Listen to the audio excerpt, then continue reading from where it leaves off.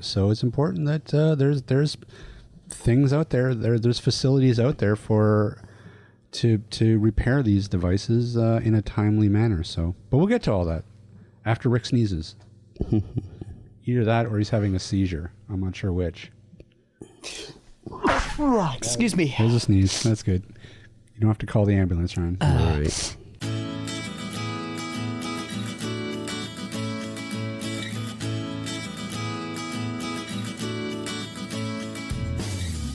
This is the AT Banter podcast, a balanced and entertaining look at assistive technology, accessibility, and its importance in people's lives. Join Rob Minot, Ryan Fleury, and Steve Barclay as they banter with people around the world about anything and everything regarding assistive technology and the disability community. Now, on with the show.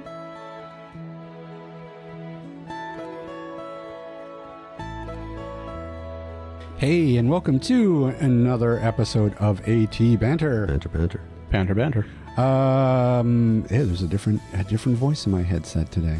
There is. Hey, my name is Rob Minot. It's all about the voices in your head. It's true. Joining me today, as you may have heard, Ryan Fleury. That's me. And a special guest today. Oh, well, Steve Barclay isn't here. That's right. So we won't even talk about him. But Special in quotation marks, of course. in his stead, Mr. Rick Chant from Chaos Technical Services. Good day, A. Yeah. Very special guest. Yeah, we thought it was high time that we brought Rick on. We keep talking about this Rick guy in Chaos Technical Services, but he's only been on a few episodes, so I thought we should highlight kind of what Chaos Technical Services is and does. Quietly creeping in the background. Well, you know, it is true. Quite often, service departments are unsung heroes in any given corporation, and certainly in the assistive technology field. You know, we're talking about devices that really are important to people's day-to-day lives. So why don't we step a little bit back? Tell us a little bit about yourself and how you got into servicing assistive technology, because it's a pretty niche field.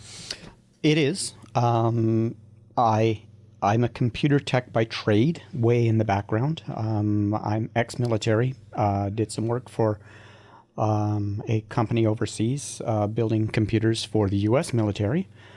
And Now, what year would have that been? Like, what kind of computers are we talking 90 about? through 94. Okay. 325, Right. 8 megs of RAM. Ooh. The DOS days. 48650. Ooh. Anyway, many moons ago, and during the process of childbirth, my wife blew one of her eyes and is blind in one eye. And I had to do some soul searching as to what that meant and what it would be like living life with somebody with a disability. And I tickled that out a little bit. And when we moved back from overseas, Steve had been part of the old company, and asked if I was interested in doing some work for them for a while, and it just kind of evolved in from there. So now, how did you know Steve, though, through? Steve and I have been friends for a long time.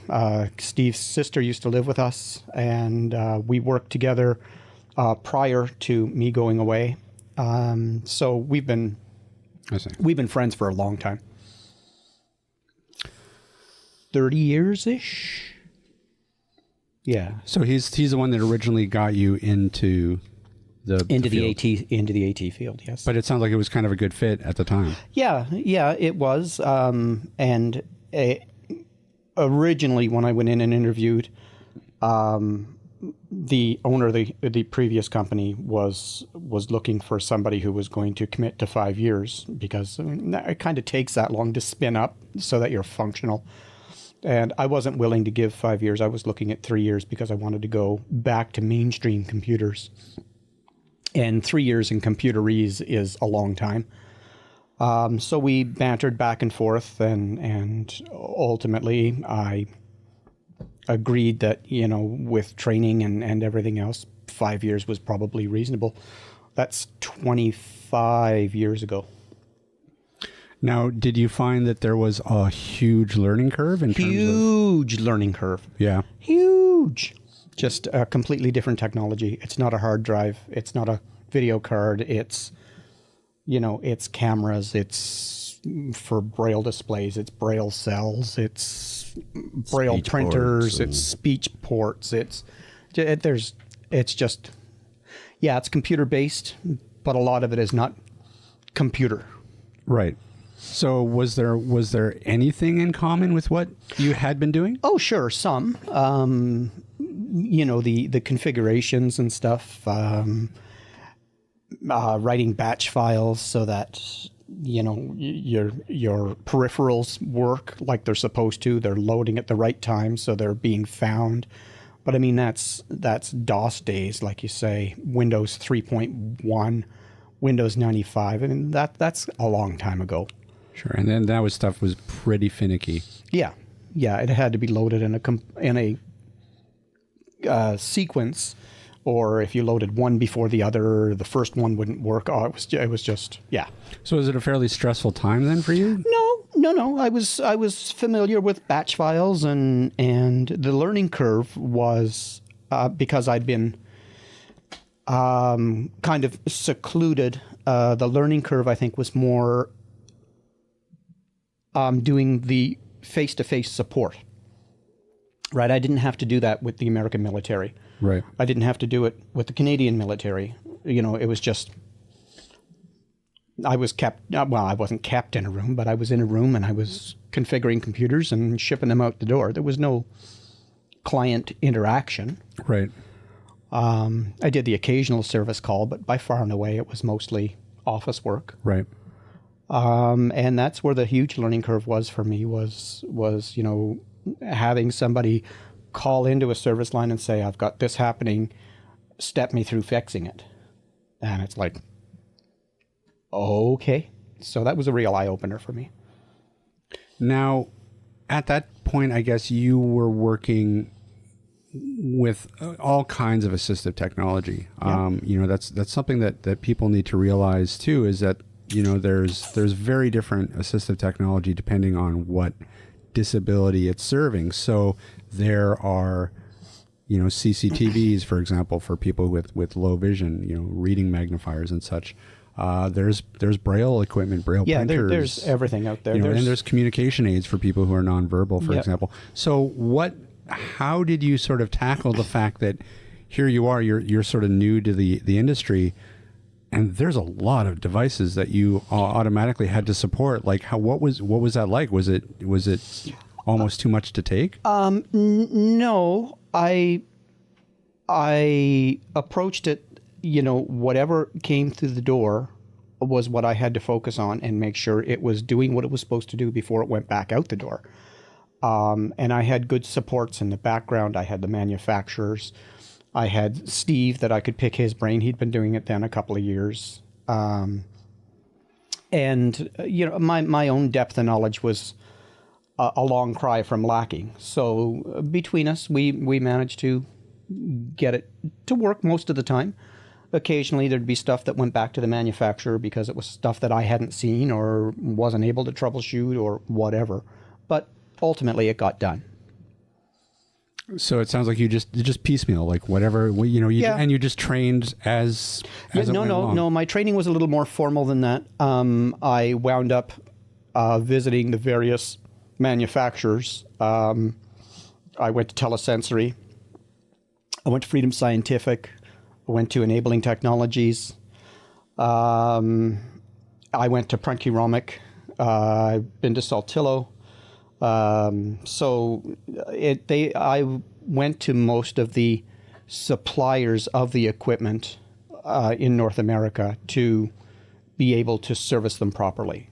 And that was the investment that the old owner of the company was talking about. Not only was it time that I needed to be able to spin up to be productive, but it was also the cost it was costing the company to train me to do it. Right. So he had to, over that 5 years, we had to make that money back. And that's why he was asking for a 5-year commitment. Now, in your experience, though, is that fairly rare to have a company that sort of sells something like assistive technology do this, to have its own service department? Because it seems like a lot of times I would think that it would just be easier to send a piece of equipment back to the manufacturer. Well, that's something that was an option, was to send it back to the manufacturer. But when you're dealing with all the manufacturers are in the U.S., you're dealing with importing and exporting. You're dealing with people who are chasing paperwork. You're dealing with the cost of shipping it. The time a product's going to be gone. A lot of these there's clients that. rely There's on the these downtime, products, right? So, and if it was going back to the telesensory or the Freedom Scientific, which is in Florida, telesensory's in California, or enabling in Florida, it wouldn't be unreasonable to expect 3 weeks or a month, sometimes longer. And which is a long time for someone to be without? Absolutely. Yeah, for sure. Absolutely. That's that's why I think back to like something like appliances. When your fridge busts, yeah, it's a hassle, but like think of if you had to wait 4 weeks to get if your fridge goes on the fritz, you call the appliance guy and he's there the next day. If they can't do anything with it, you put it in the truck and you call Home Depot and you've got a fridge the next day. Right. So it's a big difference. You call the computer guy, he can be there the next day. Right. Right. If you got a Braille printer that's down, you're not printing anything for 4 weeks. Right. Sure. Yeah, exactly. That's big. It's huge. It's huge. I mean, I would say it's even more important than something like a fridge to a lot of people. So, that turnaround time, I would assume it was really critical for a lot of people, especially the schools. Right. Now, so tell me how long were you at Aroga, which is the name of the old company. I was there from January of 94 until it sunk in February of 2016. Right. So 23 years. Were you ever wake up any morning and just be like surprised, like, I can't believe I'm still here? Because it sounds like you had a 5-year plan. Yes-ish. And it's hard to say that I didn't wake up and go, holy crap, this is year 7. Holy crap, this is year 10. Holy crap, I'm a lifer. It was very fulfilling work. It has been very fulfilling work. So I don't know that I realized the time was slipping by as fast as it was. And then, we went out and had a meal one night, the company did. And I was honored for being a 20-year employee. It's like, what are you talking about? And then I started to reflect, and yeah, it's been a long time. So was that reason that you just kind of grew into what you were doing and you felt comfortable in servicing the equipment that you were, or was there another element to it where you got a lot of satisfaction? I think it was both. As I say, my steepest learning curve was interaction with clients, and it's something after I cottoned onto it, I became quite good at. Just eliciting the little pieces of information to put together the whole picture. So when I had that under my belt and I was interfacing with the same clients fairly regularly, we kind of developed a rapport with each other, and I'm hoping it was always fairly positive with most of the clients. You always have some problem clients, you always do. But for the most part, I enjoyed what I was doing, and I enjoyed the immediate people that I was working with and for. And I don't know that there was a handful of days over the years that I woke up dreading going to work. And I don't think there are too many people out there who can say that. Now, another thing that I think that a lot of people don't necessarily consider, especially in this day of age where we have these devices in our pockets, smartphones or whatever, and we're assuming that they work all the time. But certainly, 20 years ago, assistive technology, these devices were really complicated pieces of equipment. So I would imagine there was a lot of points of failure, just from a hardware point of view, but also from a usability point of view, where if, you don't know what, how to problem solve through one thing, that can completely negate your ability to be able to use the device. Was that challenging? Do you find that assistive technology requires a lot more in terms of support and servicing than, say, a conventional piece of technology? Yes, I would agree with that. There's certainly a learning curve for your clients as well. I'm sure everybody in this field has had the phone call where it's, well, I can't get it to do this. Okay, well, have you tried going from this perspective? Oh, yeah, that works. Okay. So the learning curve is certainly there from both sides of the coin. And I've enjoyed guiding people through that. But again, I had really good backup in the background. Ryan sitting across the room for me has been my bedrock for doing the support stuff for 16 years now. 17 years? 18 now. 18? So, between Steve kind of coddling me along for the first 3 or 4, 2, 3, and my knowledge that I gleaned from being trained, there was only really a couple of years there that I was doing the heavy duty support. Right. And then I could hand it off to somebody who was doing that full time. Right. So I was back to making sure the device was supposed to work the way it was, and then handing it off to Ryan to have it tested. It was nothing for me to walk in and plunk something down on Ryan's desk and say, this is what I've done to this. Can you make sure it's working properly? And Ryan being Ryan, if he didn't get at it then, he'd just kind of set it aside until he had time to get back at it.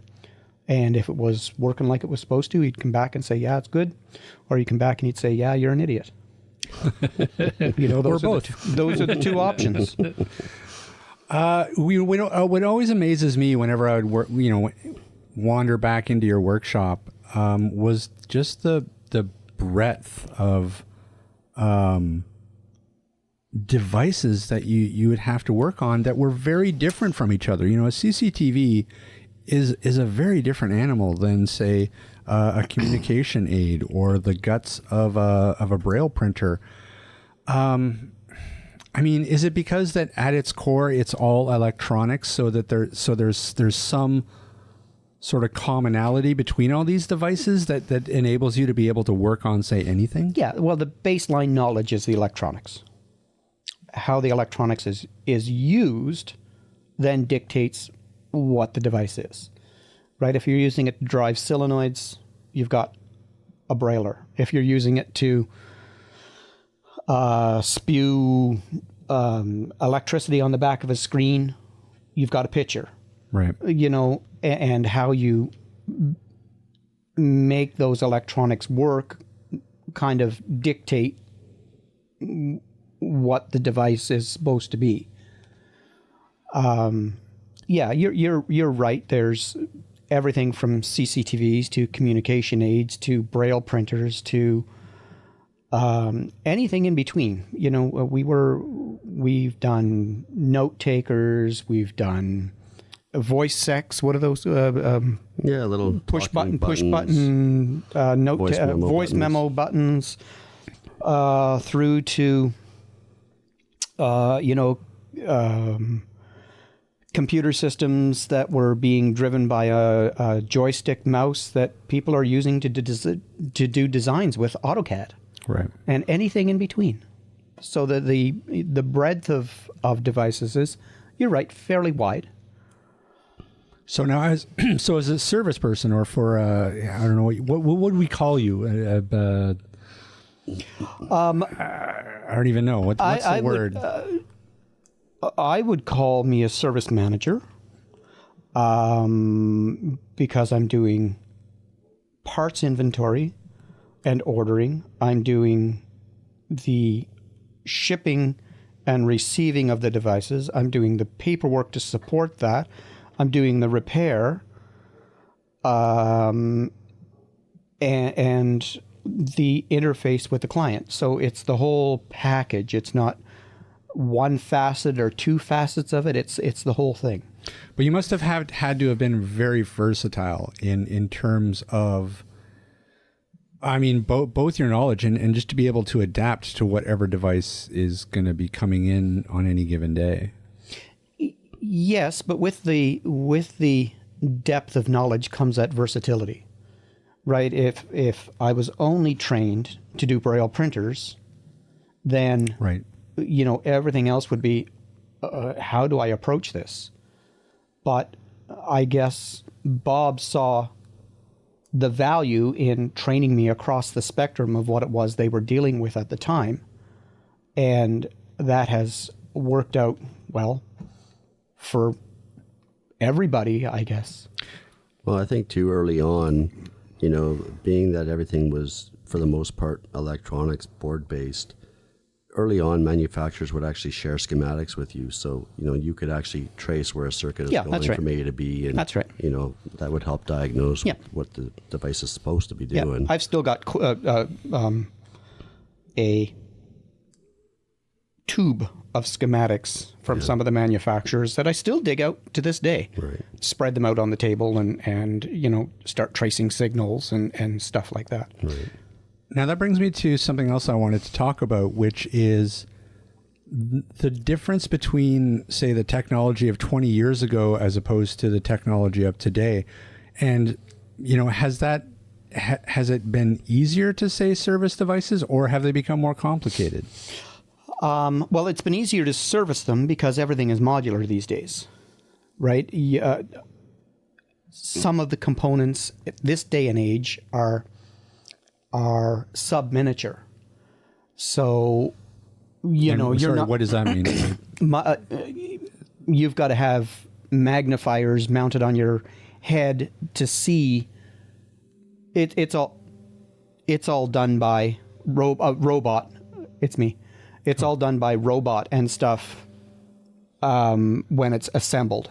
So it's not big enough anymore to be unsoldering and move it to another board or to replace it and resolder it. There's not as much component level repair this day and age as there was. So in that case, you would just replace the whatever it is. The module, whatever the module is. I see. For the most part. There are still some out there that are if it's a tablet, you replace the board, or you replace the tablet, or you replace the touch screen. If it's a Braille printer, you're still replacing the components. You're still replacing the nav RAM. You're still replacing the timing circuitry. You're still replacing the solenoids.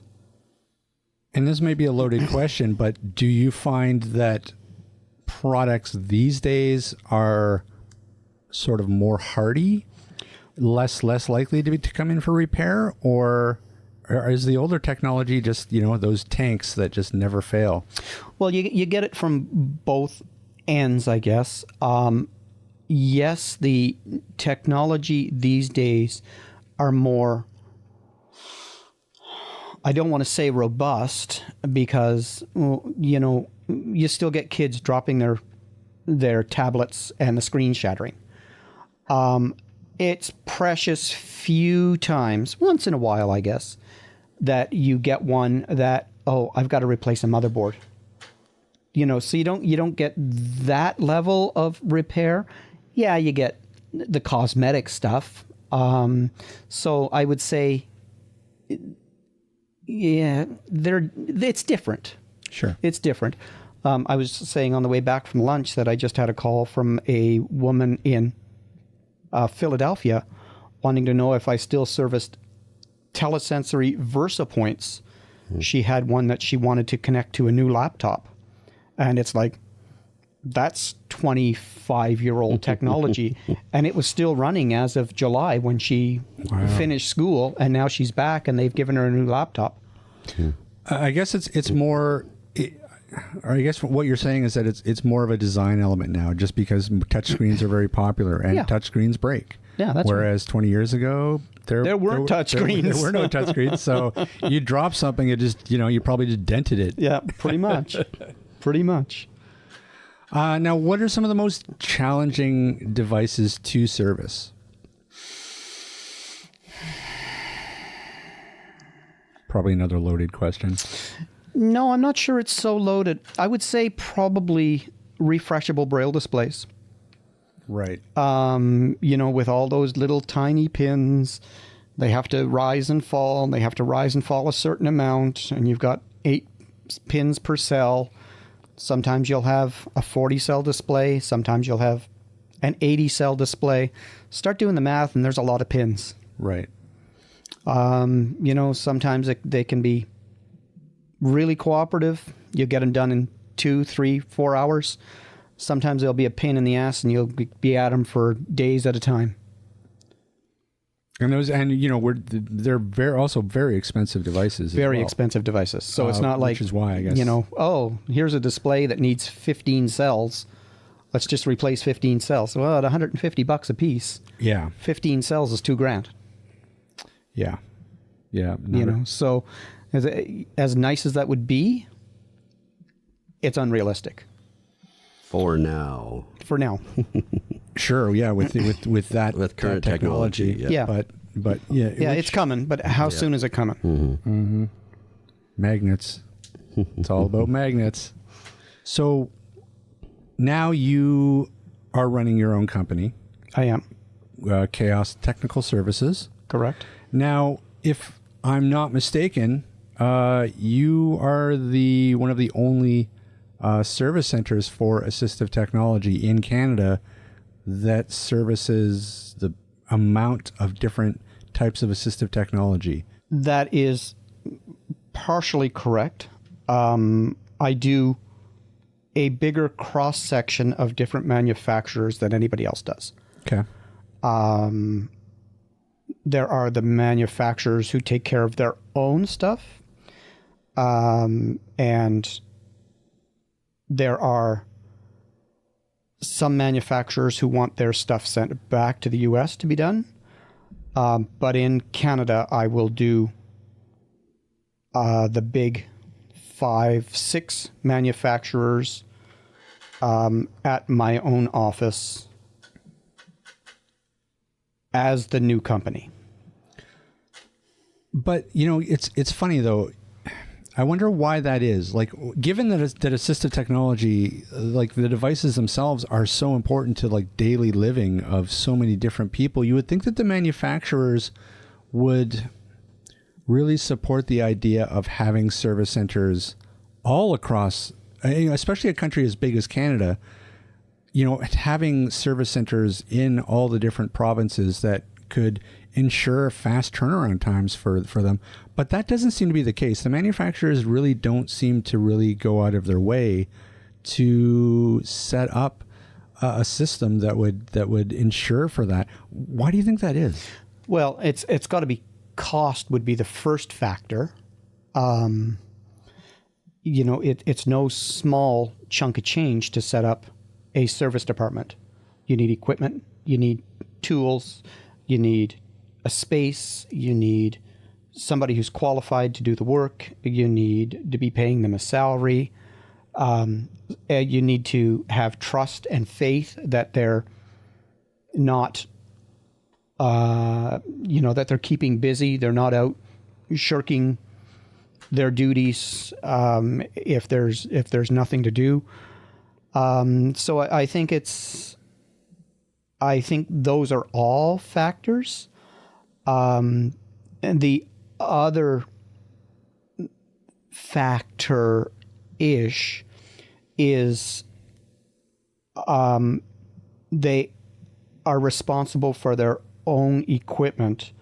And I agree with that because, I mean, it's so very specialized that they don't want to farm it out to Joe Blow's computer repair service.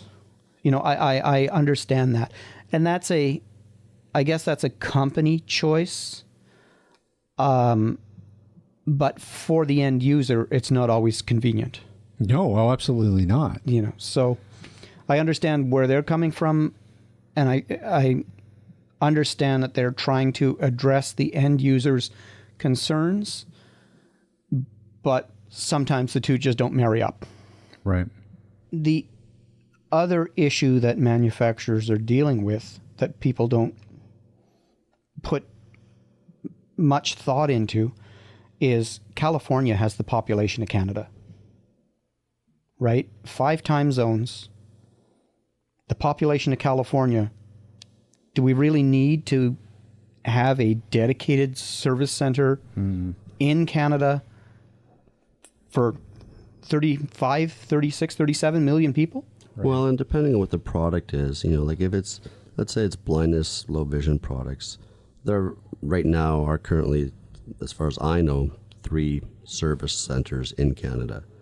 You know, there's the Frontier, there's Humanware, there's Optelec, there's Chaos Technical Services. So depending on what the product is, if you're looking at communication aids, you know, that's a whole different ball game. Kettle of fish, yeah. You've got, you know, 1 or 2. Right. So it really depends on what the product is. Right, and those big manufacturers take care of their own equipment. Mm-hmm. Right. So it is really frustrating when you've got, you know, let's say a $4,000 Braille display that your service center can't fix, and you've got to now get it shipped into the U.S. You're going to be without it for 2, 3, 4 weeks, you know, and you're relying on that.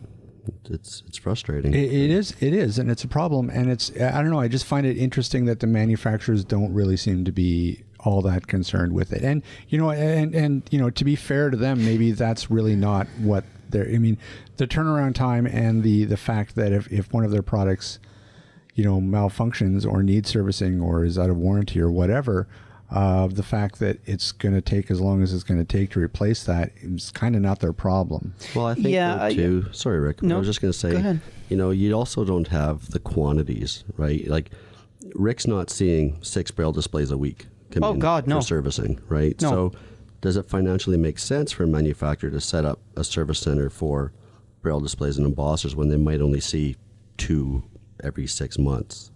You know, probably not. Right. And you know, credit where credit is due. Some of the manufacturers have reached out and said, "Are you interested in doing service for us?" And in the background, there's still talk going on related to having a Chaos Technical Services do service for some of these manufacturers. Right. You know, I still do EVS.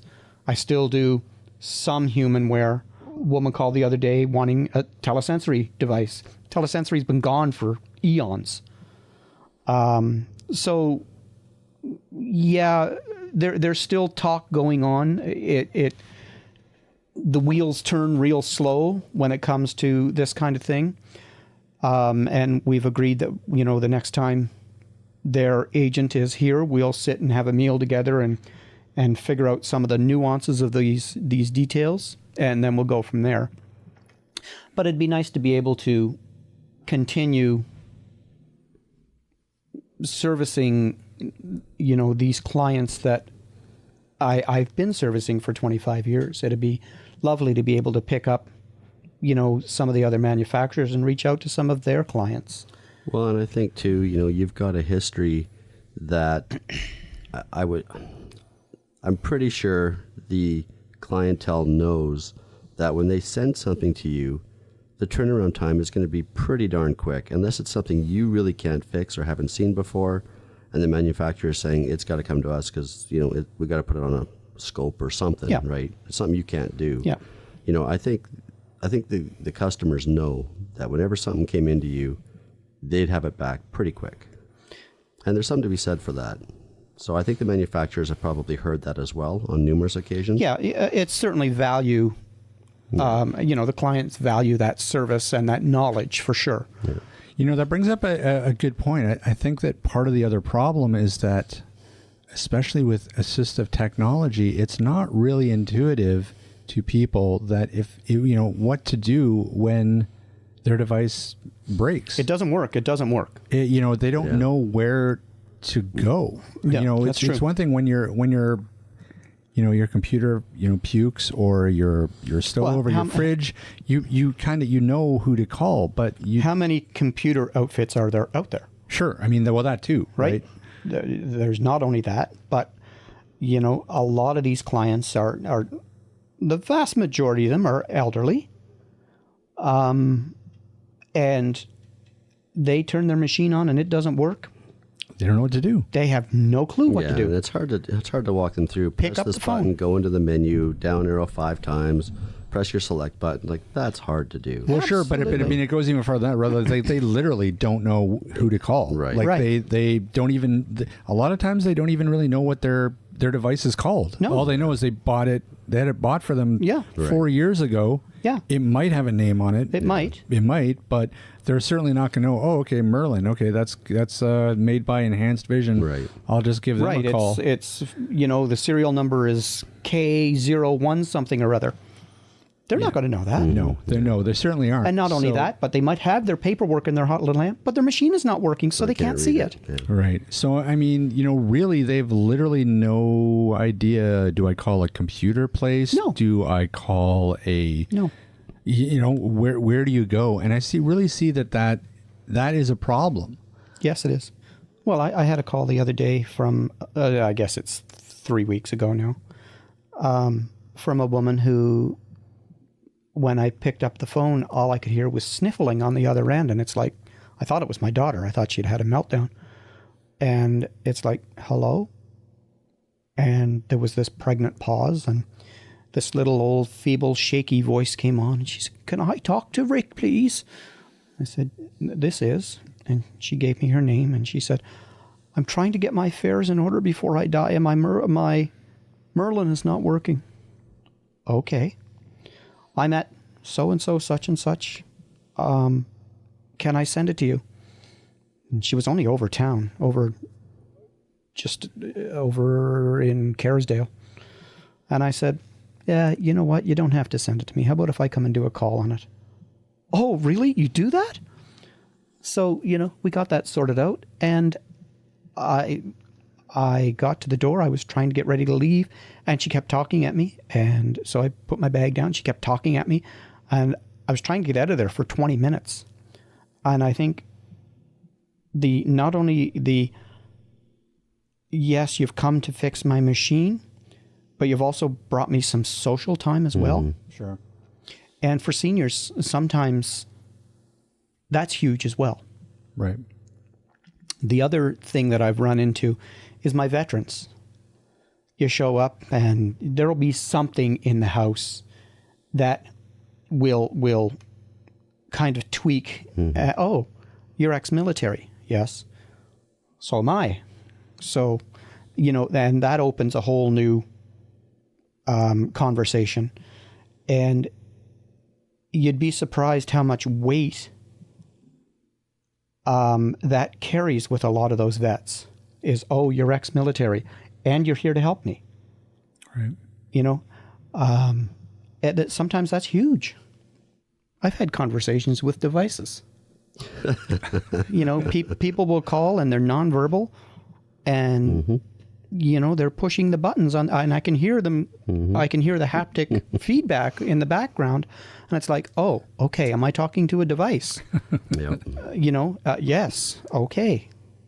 So I need to slow down, get my head in that groove, so that I know I'm not going too fast. Relay operators? Yeah, exactly. Yeah, exactly. That's a whole different mindset. And, some of that stuff is a real eye-opener. Yeah. And people are just so thankful that not only is there somebody there to offer guidance or fix the device or whatever the right word is, but there's somebody there who cares enough to stop and slow down and listen. I think that's a big thing for a lot of people. You're like a therapy service. Yeah, a mobile therapy service. There you go. Yeah. Should get you one of those little vests that's for the service animals. Therapy dog. Yeah. Well, let me ask you this. So given the nature of assistive technology, and what I mean by that is the fact that a lot of times these devices are really expensive. Mm-hmm. A lot of times they're meant to have a fairly long lifespan. Mm-hmm. So, for example, someone who buys a Braille display, they're meaning to keep that Braille display and use it for 5-10 years, even maybe even longer. Sometimes longer, depending on what their financial status is in the background. So that must play into the idea of servicing as well, because given that they're such complicated devices, there's huge difference. Something's going to go wrong. Huge difference. We're not talking about a device where if it stops working, they just toss it out like a smartphone. No. And not only that, but if I've got somebody who's low income that has a 40-cell device that has been donated to them, and they call and they say, it desperately needs to be clean. My Braille is sloppy, and it's just getting to the point that I can't use it. It's not uncommon, and I did this with the old company as well. I've lost paperwork before. The client was never ever billed. Right. Now, being it's such a new company and I've got to keep it up and functional, what takes me 3, 4, 5 hours to do, I'll bill for an hour and a half. Right. 2 hours, and if the client can't pay for that, what's it going to take to go back into the accounting software and say, an hour? It takes nothing. I'm not out to make $1 million. I'm just out to make sure people are up and functional and doing what it is that they love to do, and I'm getting something out of it as well. And that's, what we one of the reasons why we decided to do this particular episode, I think, is mainly for the fact that I feel like service departments like this, there are kind of unsung heroes, and they definitely are in the background. It's all about the new and shiny technology that's coming. It's coming down the pike. But very rarely do we talk about or think about the importance of having people out there that are able to fix these devices when they do go down. And they are, we've said it again and again, but they're complicated pieces of hardware and software for that matter. There's a lot of things that have to line up in order for those things to perform what they're supposed to do. And, we have to shine a spotlight sometimes on the people who keep those up and running and fixed. It's important. Well, I thank you for that. And I really appreciate that. The thing that we've all agreed on time and time again is what set Aroga apart in the industry was their ability to service what they sold. Right. And to have it done timely and to have it done properly. And if we ran into problems making that happen, to know that it was going to go back to the manufacturer and be done like it was supposed to be done. And by the time it actually got sat down on the desk again to be used, that it was working like it was designed to work. Right? So it didn't make any difference what the device was. If there was a service call on it, by the time it went back, it was doing what it was supposed to do. Whether it was through the company, through the service department, or through the manufacturer, we dealt with all that. Right. And it was seamless to the client.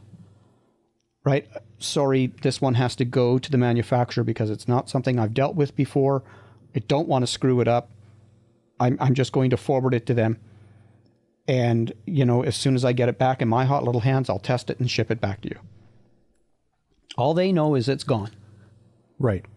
There's a whole bunch of stuff that goes on in the background to make that happen. There's paperwork, there's shipping, there's testing, there's phone calls, there's parts ordering, there's all kinds of hoo-ha. Right. Right. And all they know is it's broke. It needs to be fixed. And that's something even today, now, if I get a call from somebody who has a CCTV that's under warranty, and it's something that I haven't seen, there's precious little I haven't seen at this point. It's something I haven't seen. It's the same thing. Irrelevant of it being Aroga or Chaos Technical, it still comes in. It's still the whole same process. It still gets tested. It still gets shotted. And there's phone calls. Have you seen this? Have you seen, how do I approach this? How do I approach that? Pour over schematics. Something I can deal with? Absolutely. Something I can't deal with? Okay, I need to send it in, The whole process, there's so much going on in the background that the client doesn't see. Even now that it's a different company, it's still servicing the same people on the same equipment for the same companies for the same end result. Since you've created Chaos Technical Services, what in your day-to-day operations has really changed, or has anything changed? I think the biggest change for me is not having to commute anywhere. If anybody knows anything about the traffic in Vancouver, it sucks. And I mean with a capital S. And, in the morning after I have my cup of coffee and I sail myself into my workshop, I still am disciplined enough that I need to get up, I need to have breakfast, I need to shower, and I need to get dressed before I go to work. That's the divide is I have to transition from bed to work, but there's a sequence of events in there that helps me delineate from one to the other. And I'm disciplined enough to be able to draw those lines and stay with them. People that I do know that work from home are far less strict about that than I am. And they'll go to work in their pajamas, or they'll, be sitting down at their workbench with a cup of coffee in their hand. Those are no-nos for me. Right. I really need that framework to tell myself that I'm at work. And let me ask you this. Why did you name the company Chaos Technical Services? Well, as Aroga was closing up, it was very, very, very chaotic. There was stuff happening. We had no idea what was going on in the background. We had stuff on the shelves that we couldn't send home. We had parts that we weren't getting. I mean, it was absolute hell. We were making promises that were not being kept because we weren't being apprised of what was going on in the background. And we sat down and talked about it one night, and it said, well, from all this mayhem, from all this chaos, something will arise. And that's where chaos came from. Interesting. No, yes, my dog's name is Chaos, and that has nothing to do with it. I could have just as easily named it Calypso Technical Services, because the cat's Calypso. But anyway, so from amid the chaos, something will surface. And there it is. And there it is. And now we're going to change your website logo. too. Well, something coming out of chaos. No. Not out of the dog. Not out of the dog chaos. Chaos itself. Oh, okay, A maelstrom of chaos. Yes. Well, as long as you didn't. No. There are many other adjectives that you could have named it after all that. Yeah. After all that chaos, and it's probably one of the more family-friendly words. And it's funny, we've had clients that called and they'd say, Aruga? I don't get those calls anymore. It's like, is this chaos technical? Yes, it is chaos technical. Yeah, it's true. I don't know how many times you were asked, like, what is an Aruga? Yes. Yes, so it's... And the funny story about that, too, is that it wasn't even supposed to be called Aruga. It was supposed to be called Agora. Yeah.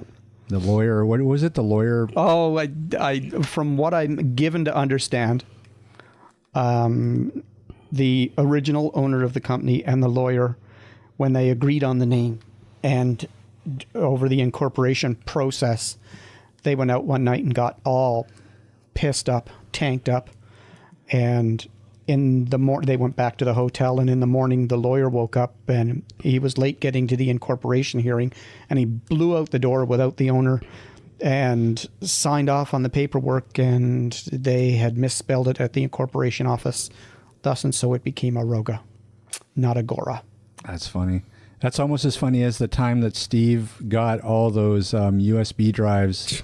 Printed Aruga Technologies. Printed in China and signed off on the fact that it said Aruga Technologies. Technologies instead of technologies. That was funny. I still have one of those, Yeah, absolutely. They're collector's items. One day it'll be worth millions. Listen, Rick, why don't you tell everybody where people can find Chaos Technical Services on the web, how they can contact you? On the web at www.chaostechnicalservices.com. You can email me at chaostech@shaw.ca or rick@chaostechnicalservices.com. Depending on how much you want to type. Yes, it's a long address. That's true. Or you can take a swipe at me on my cell phone. Lives on my hip, 778-847-6840. And those are the three ways you'll be able to track me down. So, if they're having any sort of problem with any sort of assistive technology device, I would imagine that they can run it by you. And, again, you can at the very least direct them. I don't do watches. I don't do Roombas. I don't do AI fridges. Anything else, you're welcome to give it a shot. Awesome. Rick, I wanted to thank you for coming in, chatting with us, coming all the way in, because I know you had to commute in. That's right. You're not wrong. You had to navigate from at least over the ditch. Yeah. Hey, Rye. Yes, sir. Where can people find us? They can find us at atbanter.com. They can also drop us an email if they so desire, atbanterpodcast@gmail.com. You know what I was thinking, Ryan? What were you thinking? We could probably just record one of those, and I could just actually have that and just splice it in. There's probably no need that we have to do that every episode. The outro every episode? Yeah. Yeah, we probably don't, although maybe that would get boring. I don't know. Yeah. We'll ask our listeners. And this banter thing can probably be spliced in. You're right. We could do an intro as well. That's right. Man, we have to get on that. Intro and an extra. Hey, you can also find us on Facebook at ATBanter and on Twitter at AT_banter, as well as Instagram. Our username escapes me at the moment, but so once again, the benefit of having these pre-recorded. Ryan. Yep. Once again, where can people find Canadian Assistive Technology? They can find them at Canadian Assist. Oh, that's not wrong. They can find. That's not wrong? What do you mean? That is wrong. Sorry. Okay, go ahead. They can find Canadian Assistive Technology at www.canastech.com. They can also find them on Facebook and Twitter. No Instagram for them, I don't think. No. What else says? Oh, wait, and you can also find Chaos Technical Services somewhere, but we've already covered that, so we don't even need to do that again. right. So We're golden. that's going to be it. Hang it up. We're out of here, folks. Thanks so much for listening in, and we'll see everybody next week. Without a doubt, we will. This podcast has been brought to you by Canadian Assistive Technology, providing low vision and blindness solutions across Canada. Find us online at www.canasstech.com. That's CANASSTECH.com. Or call us toll free at 1-844-795-8324. For all your assistive technology servicing needs, call Chaos Technical Services at 778-847-6840 or find them online at chaostechnicalservices.com. Music provided by bensound.com. Whoa, look at that. Master of the one take.